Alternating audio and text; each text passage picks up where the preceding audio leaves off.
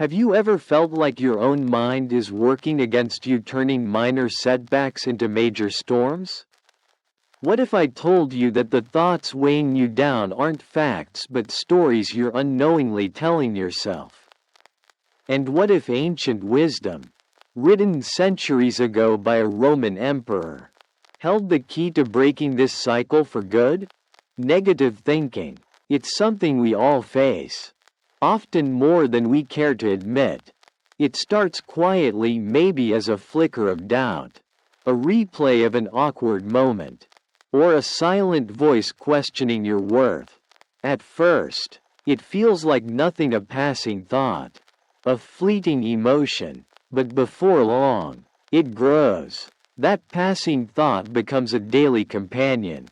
That fleeting emotion? It starts to shape how you feel about everything. Yourself, your choices, your future. It's like an invisible fog settling over your mind. You wake up with it.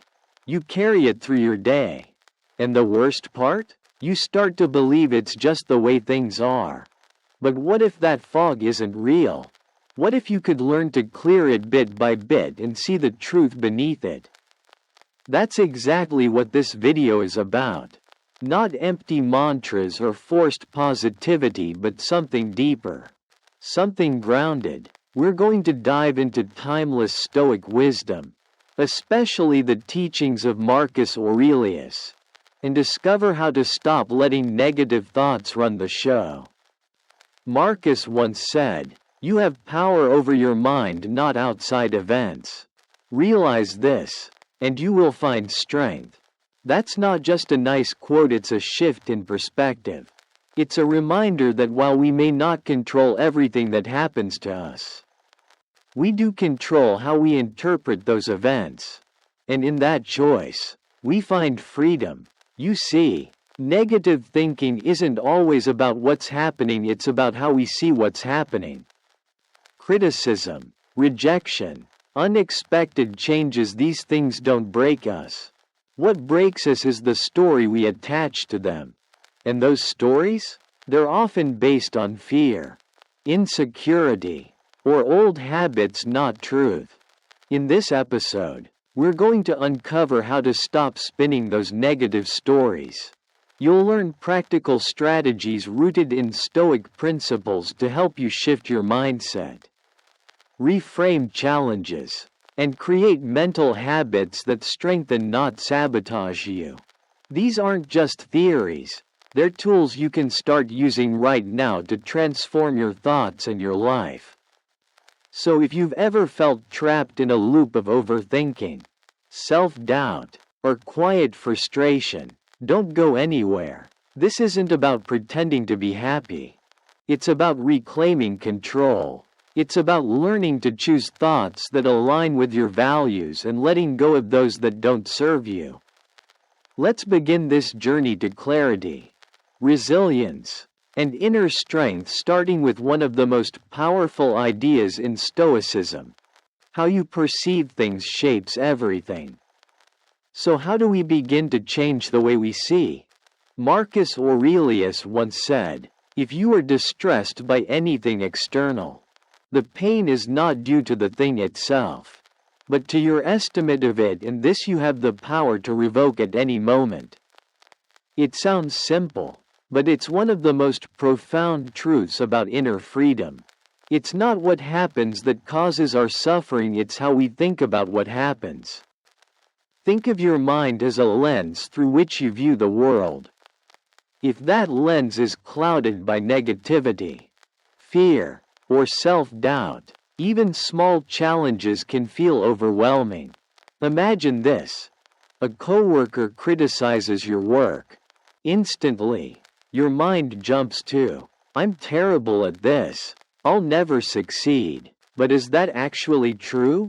Or is it just a narrative you've built in the moment? Now, picture responding differently. You receive the same feedback, but this time you think, "This is a chance to grow and improve."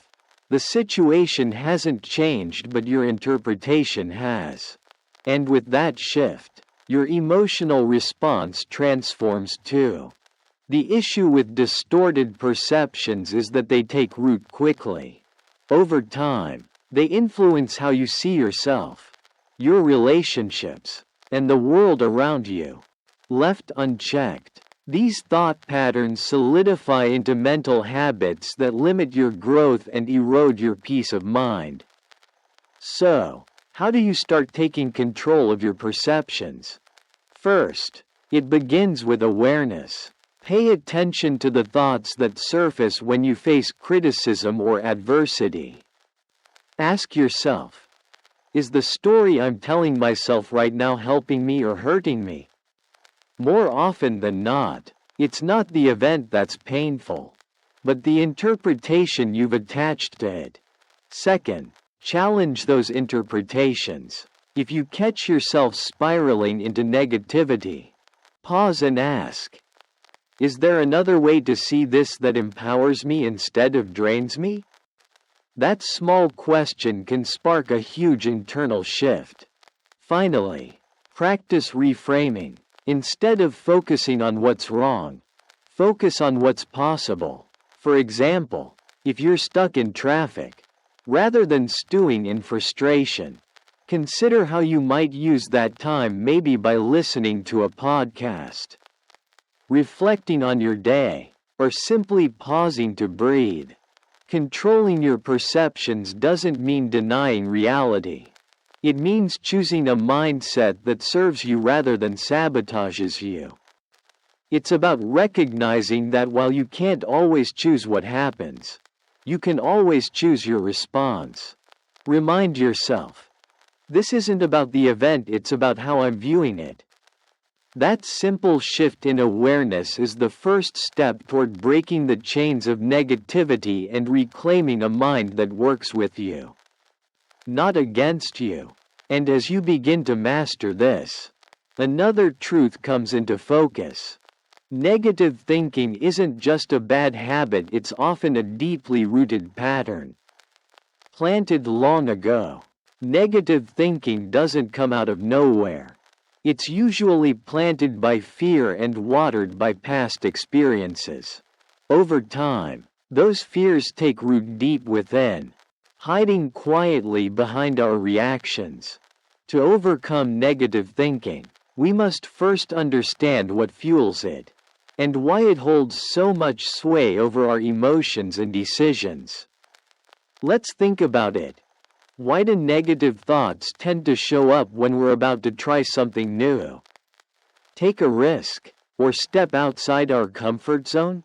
Often, these thoughts emerge as a defense mechanism. If you've ever faced rejection, criticism, or failure in the past, your mind might now try to prepare you for similar pain by warning you ahead of time. Don't do it, you'll embarrass yourself. Play it safe, or you'll get hurt again. It sounds protective, but in reality, this mechanism becomes a prison. Instead of moving forward, you freeze, you second guess, you settle for less. Marcus Aurelius captured this truth perfectly. The soul becomes dyed with the color of its thoughts. In other words, if your mind is constantly soaked in fear, doubt, and self-blame, it paints your entire reality in that same color. You don't just think negatively, you become the negativity. Let's break this down with a simple example. Imagine you're preparing to give a presentation. A voice inside your head whispers, "You'll mess up. Everyone will judge you." That voice isn't reflecting reality, it's echoing old fears. Maybe you had a bad experience once, years ago, and your mind latched onto it like a warning label. Now, every time you're about to speak up, that memory resurfaces. But here's the truth. That old experience doesn't define who you are today. And it certainly doesn't predict what happens next. The first step in breaking free is recognition. When a negative thought arises, pause and examine it. Where is it coming from? Is it based on truth or just an old narrative you've been replaying for years? Next, Challenge it. If you're afraid of failing, ask yourself, what proof do I have that I'll fail? And what about the times I've succeeded, even when I was scared? If you struggle with self-doubt, confront it directly. Is there real evidence I'm not good enough, or is this just fear talking again? You'll often find that these negative thought patterns are not facts. They're assumptions, habitual stories that feel familiar but are rarely rooted in the present moment. Then comes the crucial part.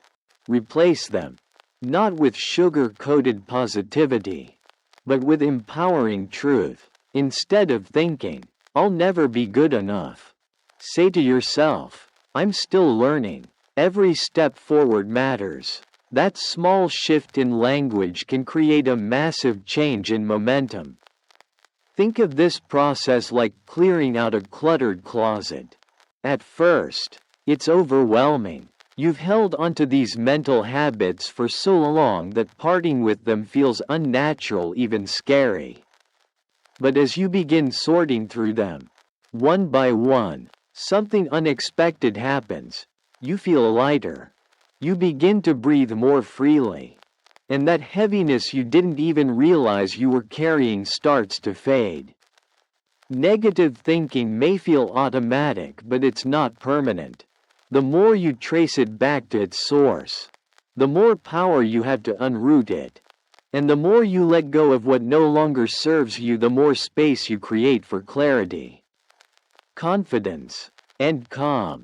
Now that we've uncovered where negative thinking comes from, let's take it a step further by learning how to interrupt it in real time. FWE explored how to identify and untangle the deeply rooted patterns of negative thinking.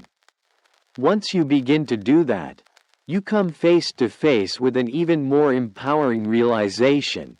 You can gain control over your mind. These negative thoughts aren't who you are, they're just mental habits. And like any habit, they can be broken. As you begin to let go of those toxic patterns, you'll notice something shift. You'll start to feel clearer, stronger, more in control of your thoughts and emotions. A more grounded, empowered version of yourself begins to emerge. Pause and gently remind yourself, this isn't me. It's just a pattern I'm ready to change. That awareness, that moment of pause, is your first true step toward freedom. Which leads us into renewing your mind. Negative thinking is like an old script playing on repeat in the background of your mind. It's been rehearsed for so long that it feels like truth even when it's far from it. But here's the liberating news. Your brain is remarkably adaptable. Just as your mind once learned to default to fear, doubt, or self-judgment, it can unlearn those patterns. And it can learn new, empowering ones instead. This entire process of replacing harmful thoughts with supportive, constructive ones, that's what it truly means to renew your mind. It begins with one essential insight. You don't have to believe every thought you think. A thought may appear, but that doesn't mean it's true. That doesn't mean it's useful. And it certainly doesn't mean it deserves to run your life. Marcus Aurelius once wrote, "The happiness of your life depends upon the quality of your thoughts." This isn't just philosophy, it's practical wisdom. What you repeatedly focus on becomes your experience of life. Your thoughts don't just color your mood, they shape your reality. So why does this matter so much? Because negative thoughts do more than make you feel down, they shrink your potential. If you're constantly thinking, "I can't do this," or "I'm going to fail," those thoughts become self-fulfilling. You pull back, you hesitate, you quit before you even begin. Not because you weren't capable, but because your thoughts convinced you that you weren't. To renew your mind means to break those inner chains, to stop letting fear dictate your path, and to begin writing a new internal script, one that allows you to grow. stretch, and thrive. But how do you actually begin? Awareness. Start observing your thoughts during the day, especially in moments of stress, challenge, or self-doubt. When you make a mistake, do you instantly think, "I'm not good enough," or "I always screw things up"? Catching these thoughts as they happen is where change begins. Question the thought. When a negative pattern shows up, ask yourself, is this really true? Do I have actual evidence, or am I just fearing the worst? Most of the time, you'll discover these thoughts aren't based on reality. They're based on fear, or on stories you've told yourself for years without realizing it. Replace the thought. This isn't about fake optimism, it's about choosing a thought that's realistic and empowering. Instead of thinking, "I'll never be good at this," try, "I'm learning, and every small step forward counts." That small shift in phrasing? It's powerful. It tells your brain, growth is possible. Success is possible. You are possible. One of the most powerful tools for renewing your mind is something we've already begun practicing: reframing. And in the next section, we'll go even deeper into how you can reframe negative thoughts and transform obstacles into opportunities for growth. Reframing is the mental skill of shifting how you interpret a situation, not changing the facts, but changing your response. It allows you to loosen the grip of defeat and open the door to opportunity. Your first instinct might be, "This proves I'm not good enough." But what if, instead, you paused and reframed that moment? Try thinking, "This is a valuable chance to reflect, improve, and return stronger with more clarity and direction." The rejection didn't disappear. The situation hasn't magically changed. But your relationship to it has, and that shift changes everything. Because how you feel next, and what you do next, will now come from strength, not shame. Another deeply powerful tool for renewing your mind is gratitude. Gratitude helps redirect your focus from what's lacking to what's present, from what's wrong to what's right. When you regularly pause to acknowledge what you're thankful for, even in small ways, you begin to rewire your brain. Your attention gradually shifts toward the good that already exists around you, even on the hard days. It's like adjusting your lens to see the glass as half full instead of half empty. Think of renewing your mind like cleaning a window that's been fogged up over time. Dust and grime, old fears, resentments, doubts have built up, distorting how you see the world. But with intention and care, you can wipe the glass clean. You don't change the scenery outside, you simply see it clearly again. This process isn't about pretending everything's fine. It's about consciously choosing to focus on what empowers you, instead of what holds you down. It's about moving forward with intention rather than getting stuck in mental autopilot. So, the next time you catch yourself trapped in a spiral of negative thinking, stop for a moment, take a breath, and gently remind yourself, "I have the power to renew my thoughts." Every time you choose a thought that lifts you instead of drags you down, you're not just shifting your mindset, you're reshaping your life. One thought at a time, you move closer to becoming the best version of yourself. And as you do that inner work, there's something else that plays a major role in your mental transformation: your environment.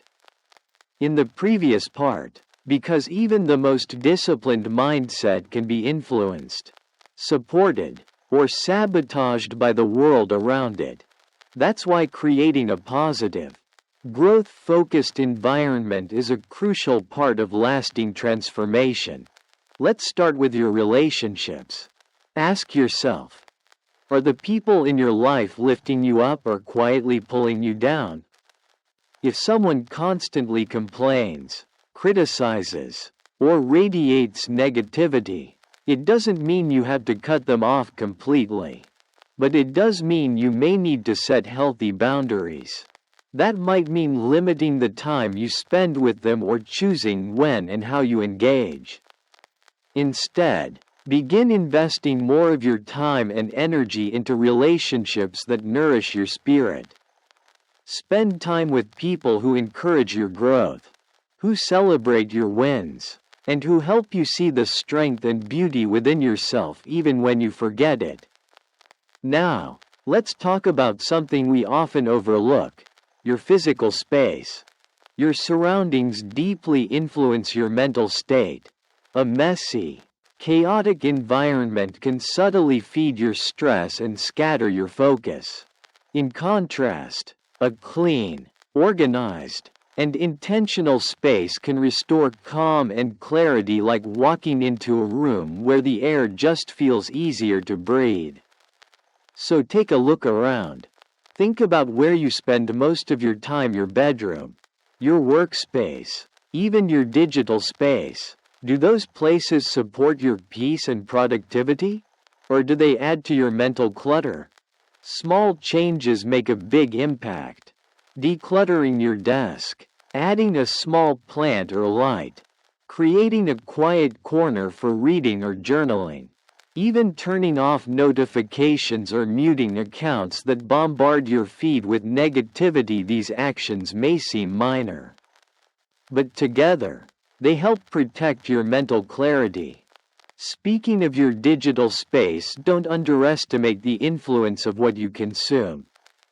The books you read, the videos you watch, the podcasts you listen to, they all shape your mindset more than you might realize. If your daily inputs are filled with fear, gossip, drama, or comparison, it will inevitably color your thoughts. But you can choose differently. Feed your mind with stories of resilience. Listen to voices that educate and uplift. Follow creators who spark inspiration, challenge your perspective, or reconnect you with a passion you'd forgotten. Here's a simple but powerful example. Imagine you've spent hours scrolling through social media, comparing yourself to perfect images and feeling inadequate.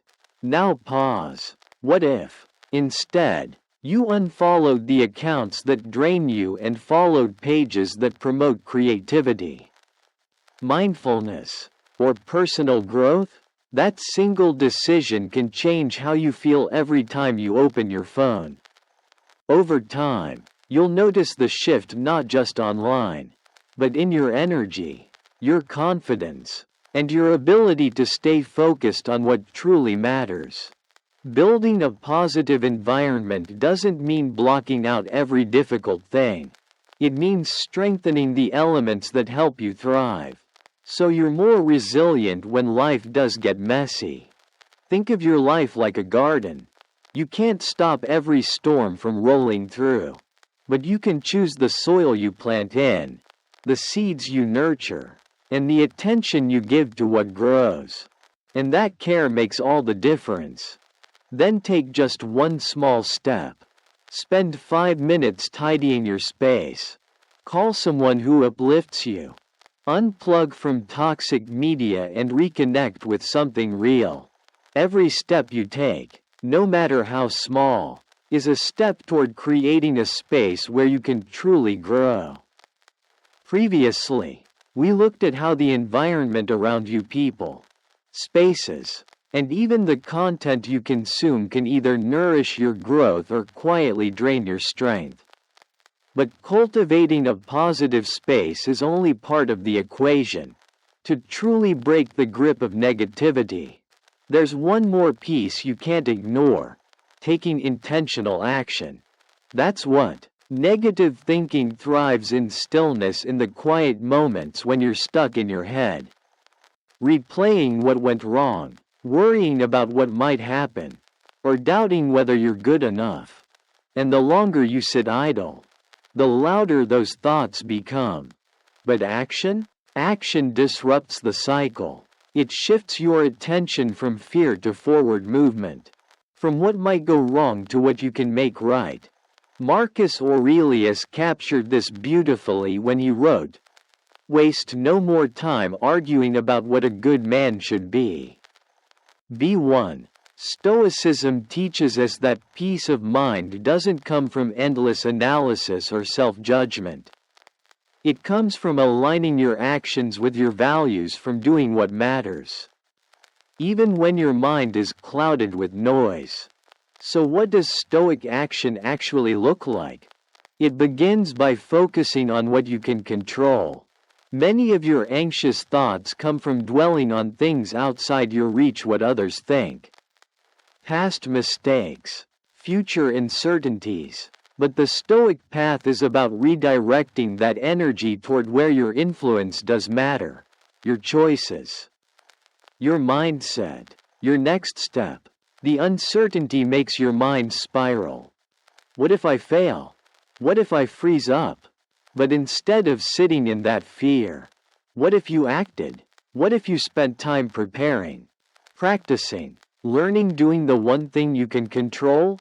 Action grounds you. It gives your mind a clear target. And most importantly, it quiets the voice of fear by replacing it with movement. Think of it like standing at the bottom of a steep hill. The longer you stand still, the more overwhelming the climb feels. But the moment you take the first step, no matter how small the task, shifts. Suddenly, it's no longer impossible. It's in motion. It's doable. Let's take a practical example.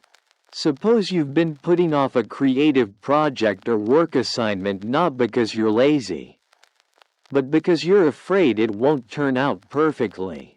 So you wait and wait, hoping for the right moment. But perfection never arrives. Now imagine you shift your mindset. You break the task into small, manageable pieces. You write a single sentence. You organize your notes. You set a timer for just 10 minutes and start. That one small step reduces overwhelm. It also begins to silence the inner critic whispering, "You can't do this." Because every time you take action, no matter how minor, you prove that voice wrong. Another vital part of Stoic action is living in alignment with your values.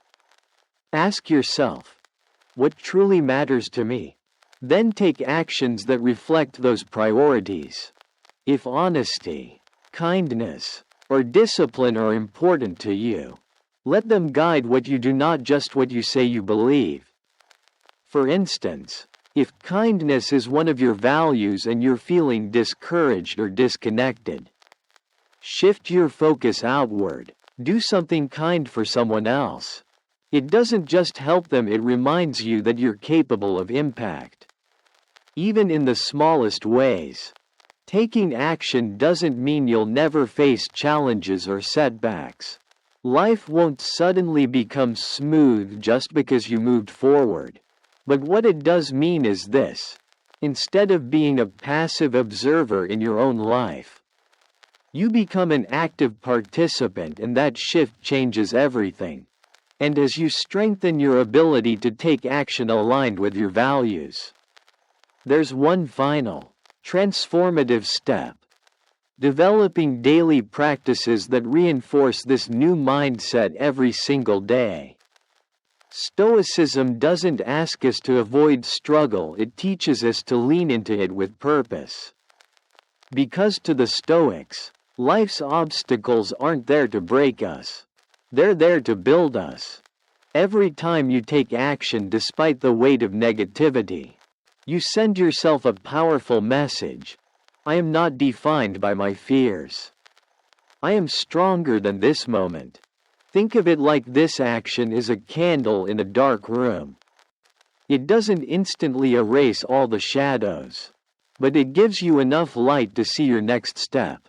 And with each step, the light grows brighter while the darkness begins to retreat. The next time you feel overwhelmed by negative thoughts, don't freeze in place. Don't let them root themselves deeper. Instead, pause and ask, what's one small action I can take right now to move forward? That step could be anything: sending an email you've been avoiding, starting a workout, writing down your thoughts, or simply getting out of bed. The size of the step doesn't matter. What matters is the momentum it creates. Because ultimately, it's not your thoughts alone that shape your reality. It's your actions. And every small, courageous step is a strike against the grip of negativity and a move toward a more purposeful, grounded life. Now that we've explored the power of action, let's turn our attention to another quiet, yet incredibly influential force in our lives: our words. That brings us into the power of words. The words you use both in your inner dialogue and in your conversations with others carry more weight than most of us realize. They don't just describe your reality, they shape it. Your words form the lens through which you see yourself, face challenges, and connect with the world around you. When negative thoughts dominate your language, they don't just reflect your fear, they reinforce it. You create a loop. Doubt leads to harmful words, which feed more doubt, and before long, you're stuck in a mental script that tells you you're not good enough. But here's the good news: you can rewrite the script. By consciously choosing words that empower and uplift, you set a new tone for resilience, progress, and self-belief. Marcus Aurelius captured this idea when he said, "The things you think about determine the quality of your mind." That principle applies not just to what we think but to how we speak. Because words aren't just reflections of emotion, they are tools of transformation. Let's start with your inner voice, the constant, often unnoticed dialogue running through your mind. When something goes wrong, what do you usually tell yourself? Do you think things like, "I always screw up," or "I'll never get this right"? They may seem harmless in the moment, but over time, they carve deep grooves in your self-image. They quietly convince you that you're broken, incapable, or destined to fail. That's why reframing is so powerful. Imagine you make a mistake. Instead of saying, "I'm terrible at this," try shifting to, "I'm learning, and mistakes are part of that process." That small change softens the blow and redirects your focus toward progress, not perfection. Now expand that awareness to your conversations with others. If your daily language is filled with complaints, criticism, or gossip, you may be unknowingly creating a fog of negativity not only around you, but within you. Words have energy, and the energy we speak is the energy we carry. But when you speak with kindness, gratitude, or encouragement, even in simple ways, you elevate both yourself and those around you. So, how can we become more intentional with our language? That's exactly what we'll uncover in the next part: how choosing your words wisely can reshape your mindset and deepen your relationships. Choosing the right words doesn't just change the tone of a moment, it rewires the way we move through life.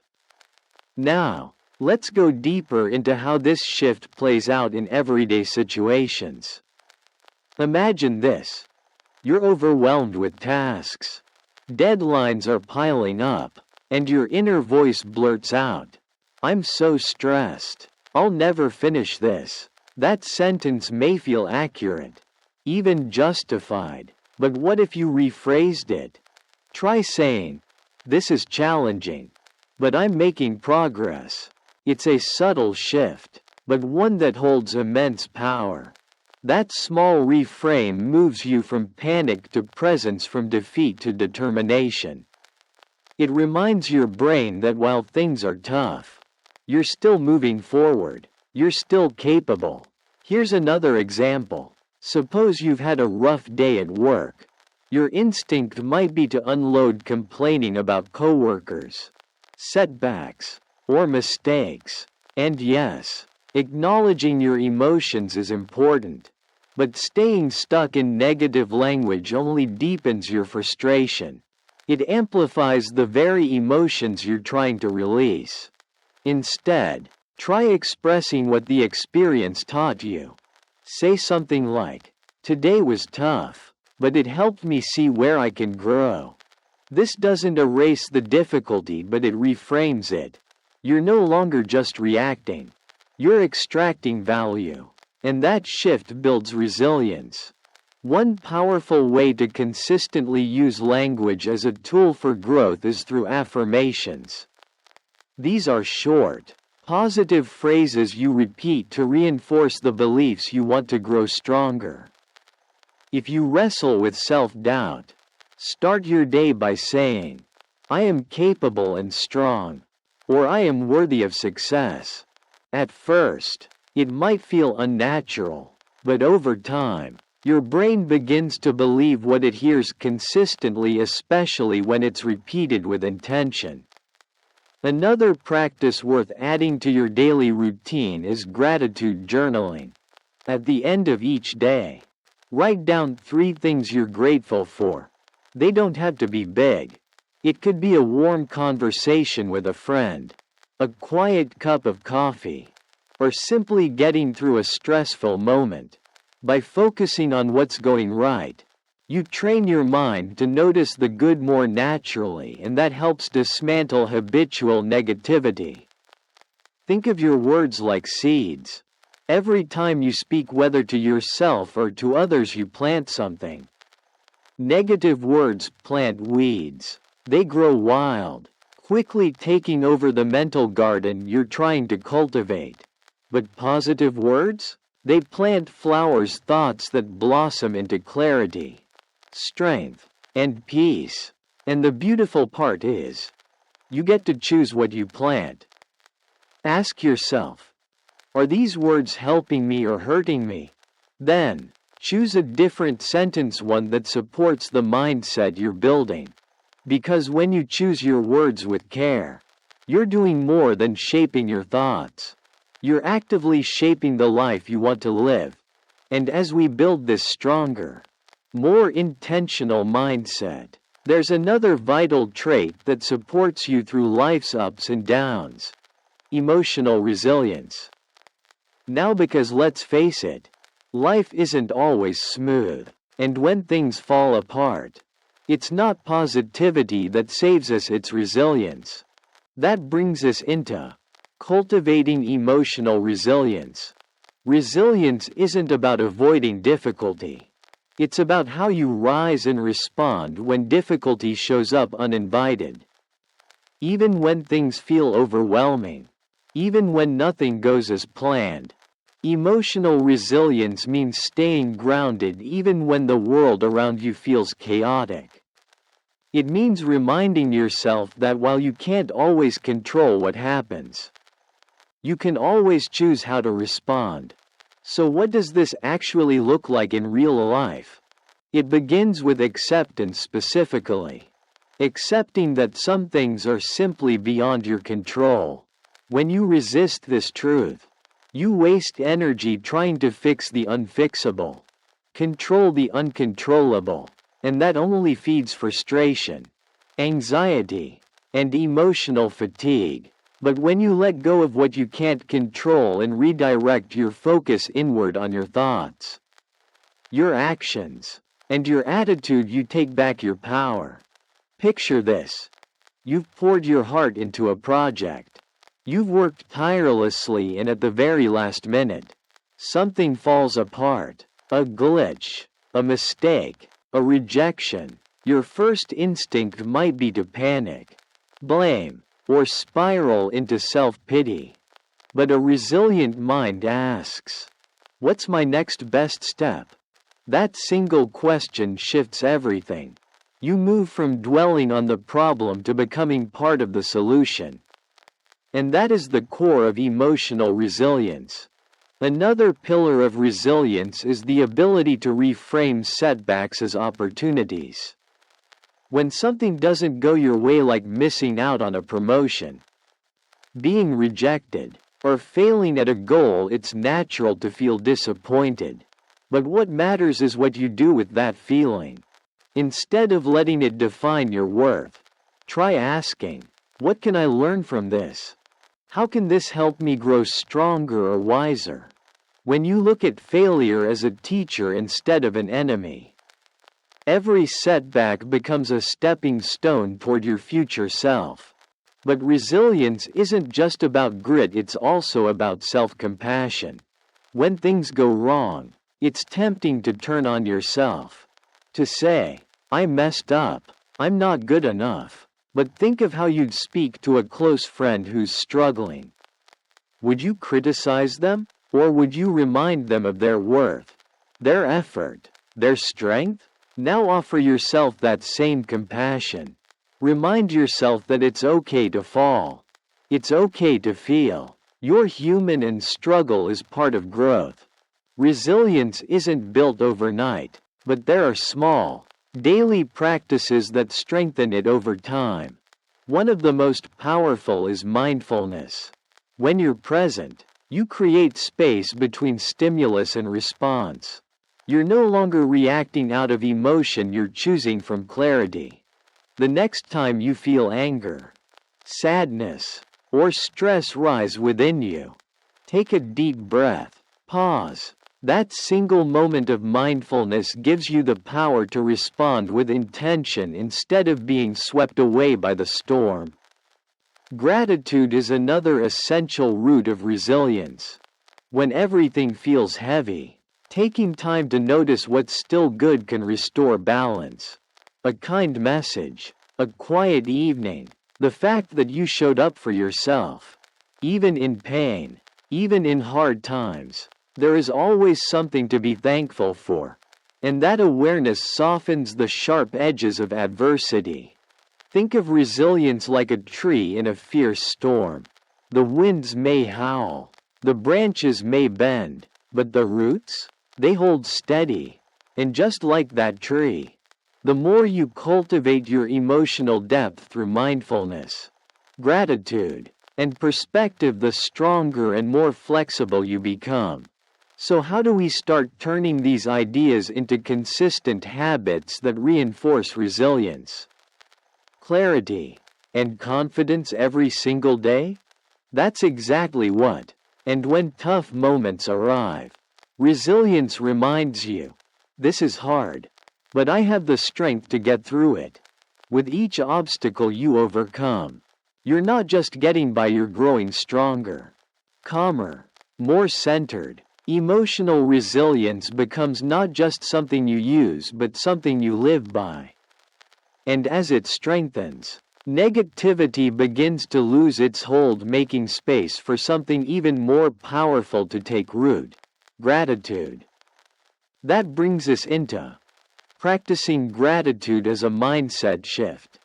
Gratitude is one of the simplest, yet most transformative tools for shifting your mindset, especially when negativity feels loud and life feels unfair. When you're overwhelmed, your mind naturally fixates on what's missing, what's broken, what's not enough. But gratitude? Gratitude gently redirects your attention, not by denying reality, but by helping you see the fuller picture. Instead of focusing only on what's wrong, gratitude shines a light on what's still right, even if it's small. Marcus Aurelius once said, "Do not indulge in dreams of having what you have not, but reckon up the chief of the blessings you do possess, and then thankfully remember how you would crave them if they were not yours."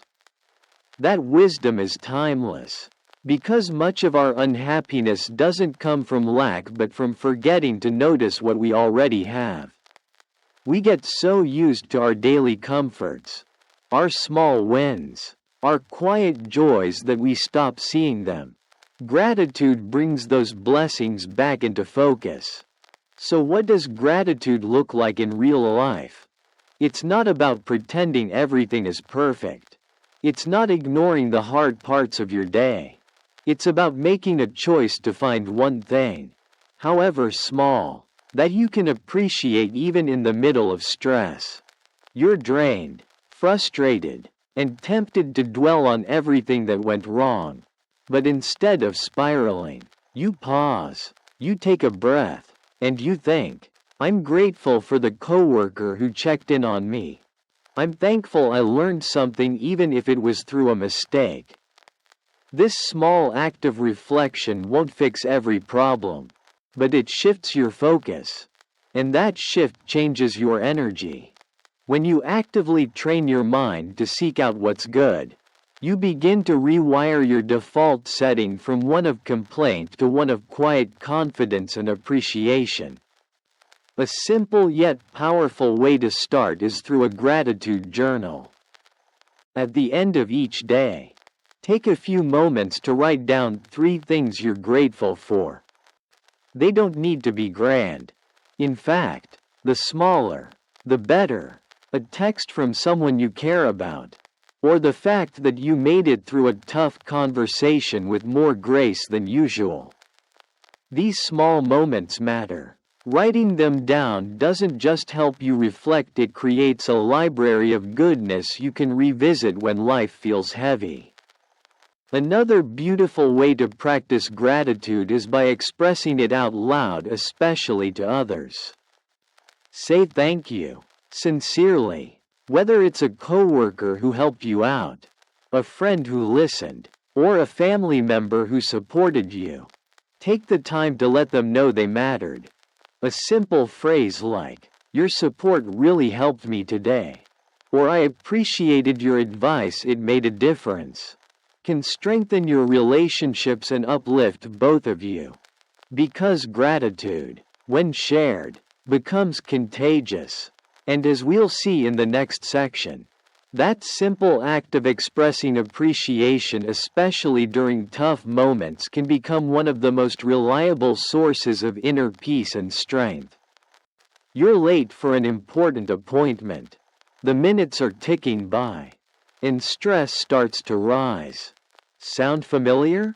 In that moment, frustration might feel unavoidable. But here's where the shift begins. Instead of letting irritation take over, pause, take a breath, and ask yourself, is there something I can still be thankful for? Even now? Maybe you're grateful for the quiet time to listen to your favorite podcast. Maybe you're thankful for the safety and comfort of your car, or for the simple fact that you now have a few minutes to pause and breathe in the middle of a busy day. Sure, the traffic hasn't disappeared, but your emotional reaction to it has changed. That's the power of gratitude. It doesn't remove the problem, but it transforms your experience of it. Gratitude also brings perspective to life's setbacks. When things go wrong, instead of asking why me, try asking, what can I learn from this? Is there something here, even a small thing that I can appreciate? Sometimes, the only silver lining is the strength you discover in yourself while facing the challenge.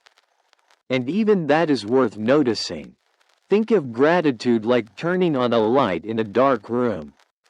The darkness doesn't vanish entirely, but now you can see your next step.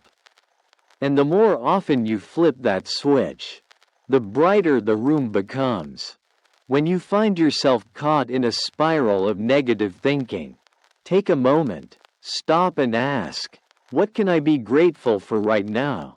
Even in your most difficult moments, there is always something, however small, to hold on to. Gratitude isn't just about feeling good. It's a deliberate practice, a daily choice to focus on what's working, what's true, and what's beautiful even when life is messy.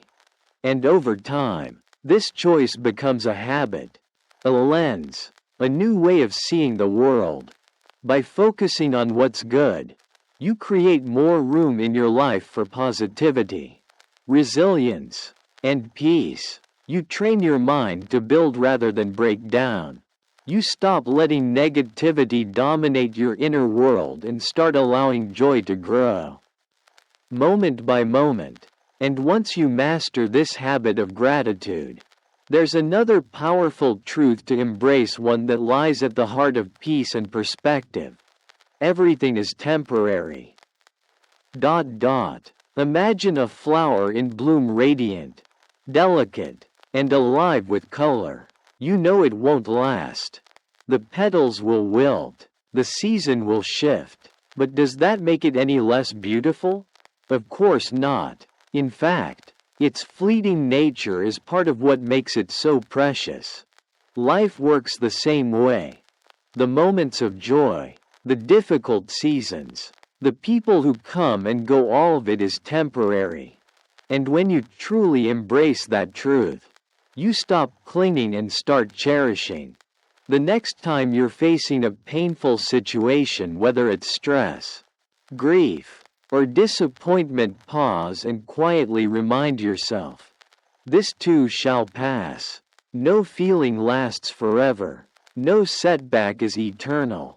Just as happiness fades, so too does hardship. That simple truth can bring a surprising sense of peace, even during the most difficult moments. Here's a practical example. It hurts, the tension lingers, and the emotional weight feels heavy. But when you embrace impermanence, you understand that this state, this conflict is not final. People grow, emotions shift, time creates room for perspective and healing. That may lead to reconciliation or to letting go with grace. Either way, you begin to realize you're not stuck. You're in motion, even when it feels like you're standing still. Another powerful way to live with impermanence is to pair it with gratitude. Rather than fearing what you might lose, whether it's your youth, your relationships, or your current chapter, turn your focus toward what you have right now. For instance, if you're enjoying time with family or friends, don't half-live it. Be fully present. Laugh deeply. Savor the connection. The moment won't last, but that's exactly what gives it meaning. Understanding impermanence also sets you free from perfectionism. When you realize that everything, mistakes, wins, awkward moments, even success, is passing through like clouds in the sky, you stop putting so much pressure on yourself to get it all right. You allow yourself to try, stumble, grow, and try again. You stop freezing in fear of failure and start moving with more freedom. Think of impermanence like a river. The current is always shifting. The water you see now is not the same water you saw a moment ago.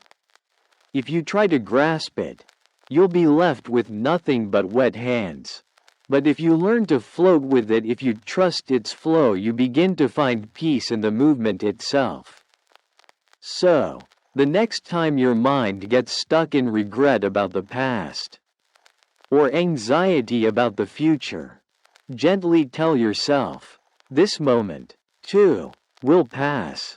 By embracing change, not resisting it, you make room for peace, acceptance, and clarity. You stop fighting life's natural rhythm.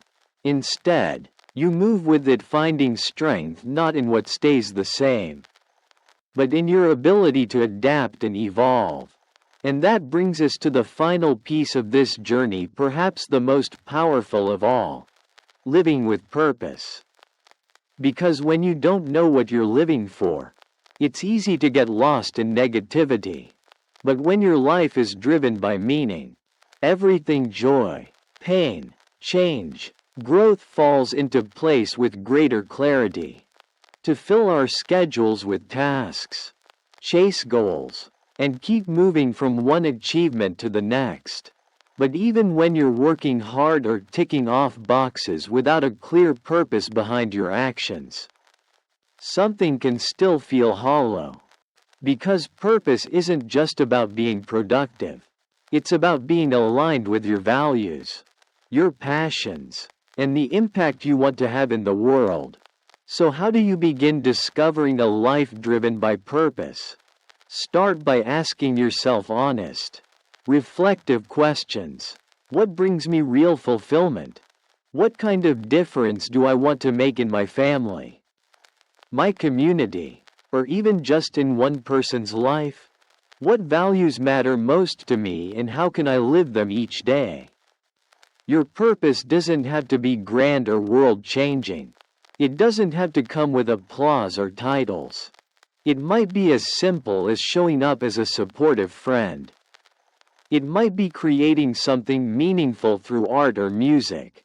It could be pursuing knowledge, growing in your career, or becoming a better version of yourself day by day. What matters is that it feels meaningful to you, that it gives your life a sense of direction. Especially when things get hard. Because having a purpose doesn't mean life becomes easy. In fact, a purpose worth pursuing will often put you face to face with challenges. But the difference is when you know why you're doing something, those challenges lose their power to discourage you. Instead of being roadblocks, they become part of your growth. Suppose you're building a business, pursuing a creative dream, or working to improve your health. Along the way, you'll face obstacles, slow progress, moments of doubt, or unexpected setbacks. But if you're clear on your why, whether it's to support your loved ones, express your deepest truth, or reclaim your confidence, you'll find the motivation to keep going when it matters most. Purpose also acts as a filter. When you know what matters to you, it becomes easier to say no to distractions that don't align. If your purpose is to nurture meaningful relationships, maybe you'll choose to spend less time scrolling on your phone and more time being present with loved ones. If your purpose is growth and learning, you may invest more time in reading, reflection, or practicing new skills rather than seeking instant gratification. And one of the most powerful effects of living with purpose is how it reshapes your relationship with negativity. Setbacks no longer feel like failure, they become part of the process. For instance, if you miss a workout on your fitness journey, you don't spiral into guilt. Instead, you remind yourself, this is just one moment. It doesn't define the bigger picture. You course correct and keep moving. Purpose gives you perspective. It reminds you that you're playing the long game. That what matters most isn't perfection but direction. Think of your purpose like a lighthouse in the storm. The seas may rage, the sky may darken, but that steady beam cuts through the chaos and shows you where to go. Even when life feels uncertain, even when negativity clouds your mind, purpose brings you back to what matters most. And the best part? You don't have to have it all figured out from day one. To start building a purpose-driven life, begin small, reflect on what lights you up, identify your values, take actions however modest that align with who you want to become. Because over time, purpose doesn't just guide your choices.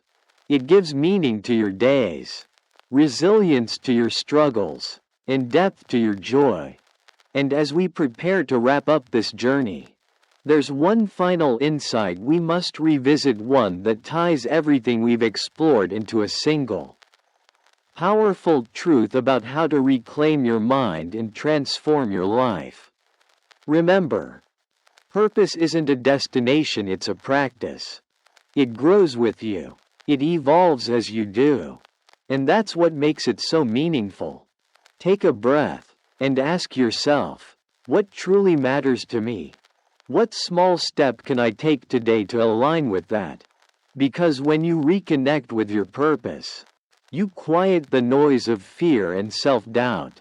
You begin creating a life that feels rich, real, and entirely your own. And in that alignment, you'll find strength enough to face any storm that comes your way. As we've explored throughout this journey, negative thinking doesn't have to define you.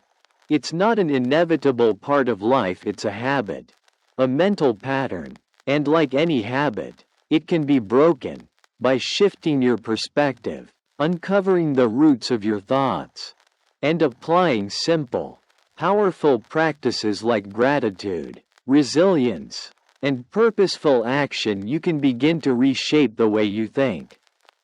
You can begin to reclaim your peace of mind. Marcus Aurelius once said, "You have power over your mind, not outside events." Realize this, and you will find strength. That wisdom isn't just ancient philosophy, it's a lifeline. A reminder that no matter what life throws at you, you always have the ability to choose your response. You have the strength to rise above negativity. You have the power to build a life defined by clarity, meaning, and growth. So as you move forward, I encourage you to take a moment of reflection. What part of today's message resonated with you most? What's one small change you can start practicing right now? Or setting a boundary that protects your peace? Whatever it is, every step counts. Because the journey to mastering your mind isn't about perfection, it's about consistent progress. And if this episode moved you, don't keep it to yourself. Share it with someone who might benefit. Together, we can spread the power of breaking free from negativity and build stronger, more resilient minds across the world. And if you've made it this far, I truly want to hear from you. What thought or insight are you taking away from today's journey? Drop it in the comments below, I'd love to know. Thank you for being here, for showing up, for choosing to grow. And remember, the power to change your thoughts and your life is already within you. Until next time, stay mindful, stay intentional, and most importantly, stay focused on building the best version of yourself. You've got this, and I believe in you.